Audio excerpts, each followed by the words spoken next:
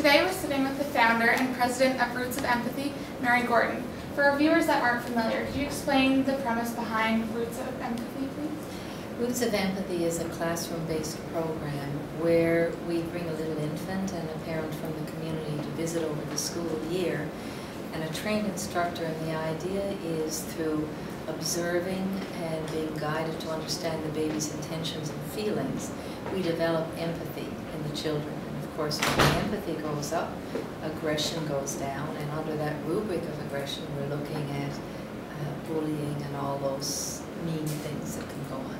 And what do you believe the benefits are for children to learn empathy or learn how to practice empathetic thought?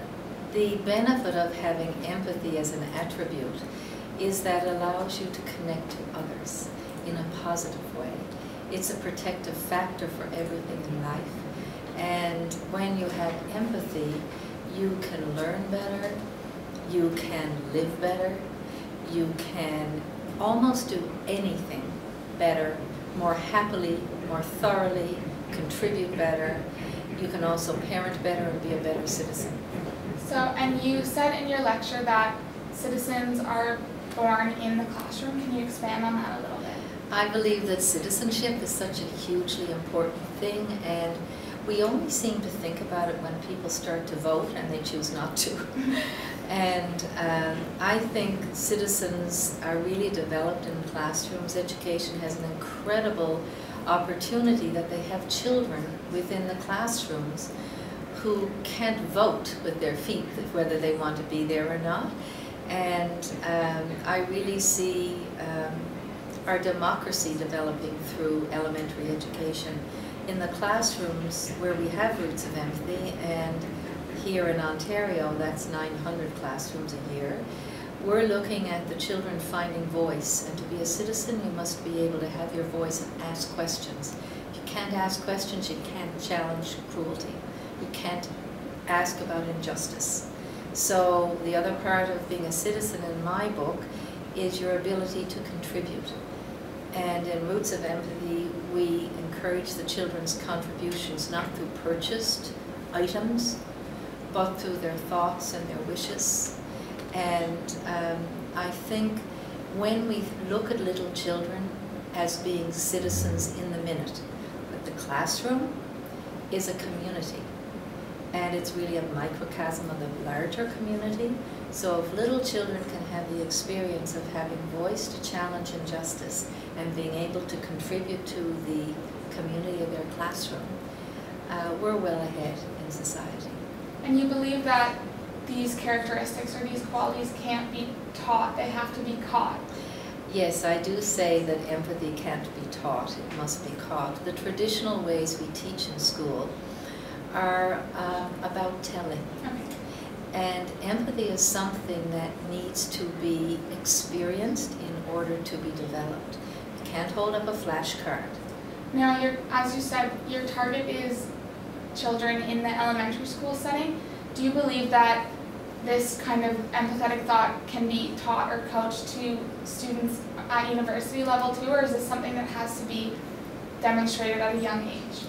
Well, let me say that I don't think there's any stage of life where we cannot develop empathy. It's whether it's taught, how empathy is developed. I think as long as there's breath in the body, there's the potential to learn how others feel. There's I think quite often a misunderstanding between sympathy and empathy. Sympathy meaning you feel pity for someone who's disadvantaged or in pain in some way. And empathy is about feeling with the other, feeling their joy, empathic joy.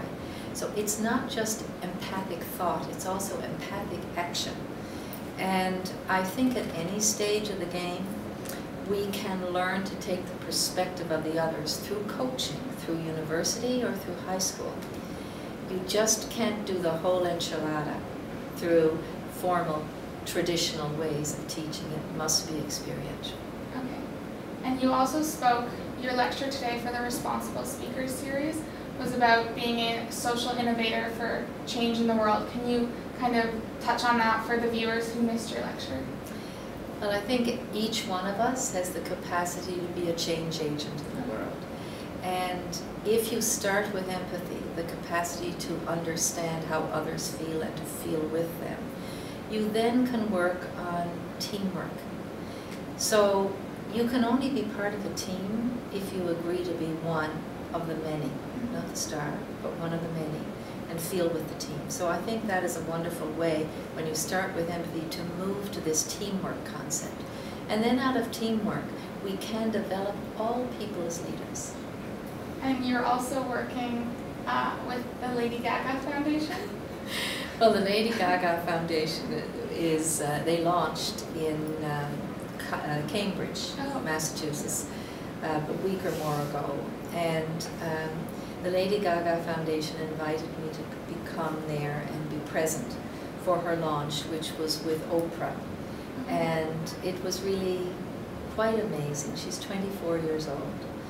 And I know she's a pop icon, but she's a social diva too in my book, not just a voice diva, because she's using her celebrity to try and advance really the empowerment of young people. So she wants to be advised by people like Roots of Empathy, who have worked successfully with little children and youth up to grade 8. I have one final question. As you may know, it's coming close to exam, and you spoke in your lecture about how even young kids can get stressed, and the stress affects them in the classroom environment. Do you have any advice to give to students who are stressed, to how to keep an open, empathetic mind? Well, I appreciate the sincerity of your question, and I'm not a stress guru, but I think what's really important is to know yourself. The minute you talk about your anxiety, your fears, your loneliness, whatever your negative emotion is, you immediately bring down the cortisol level in your body, and cortisol is a stress hormone. So having a confidant is a wonderful thing to do, even if you have someone that you can go to and have a bitch session, you know, about how stressed you are, and that's very healthy. And then you move ahead with what you can do about it. Perfect advice, exactly what I was looking for. Thank you so much for coming in and talking to us. Your lecture was incredible, and I'm sure everyone in it enjoyed it. And best of luck with your future projects. They all sound very exciting. Good luck with exams. Thank you.